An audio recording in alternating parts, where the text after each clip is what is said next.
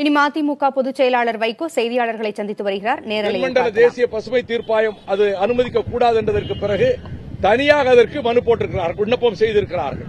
Kaveri delta பகுதியில் ஒரு பகுதியிலே இந்த செயல் கேஸ் எடுப்பதற்கு.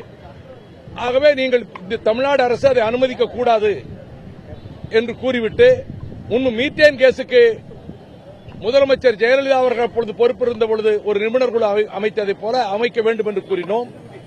அதை பற்றி நான் சர்க்காரிடம் கேட்டுவிட்டு சொல்வதாக வழக்கறிஞர் தெரிவித்தார். இன்றைக்கு அது இன்னும் திட்டம் அறிவிக்கப்படாததால், தமிழ்நாட்டில் இது செயல்படுத்தப்படும் என்று அறிவிக்கப்படாததால் நாங்கள் இப்பொழுது நிபுணர் குழு அமைக்க தேவையில்லை என்று கூறினார்.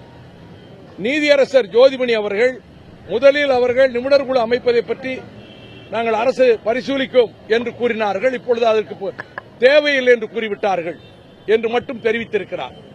ஆனால் மத்திய சர்க்கார் டெல்டா பகுதியை நாசமாக்குவதற்காக தமிழகத்துக்கு பெரும் அழிவை தருகிற விதத்தில் இந்தியாவினுடைய பொருளாதாரத்தை உயர்த்த, அந்நிய செலாவணியை உயர்த்த methane case, sale case, hydro carbon எல்லாமே ஒரு குழுமத்துக்குள்ளே கொண்டு வந்து இந்த சேல் கேஸ் ஆர்டரே வந்து டைரக்டரேட் ஆஃப் ஹைட்ரோ கார்பன்ல இருந்தா வந்தது.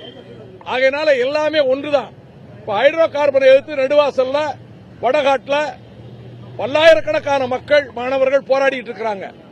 இந்த ஆகையினால அதையும் ஏற்கனவே அதுக்கு இன்றைக்கு மனு தாக்கல் செய்ய போறோம். ஏற்கனவே ஒருவர் மனு தாக்கல் செய்திருக்கிறார் செகண்ட் பெஞ்சில்.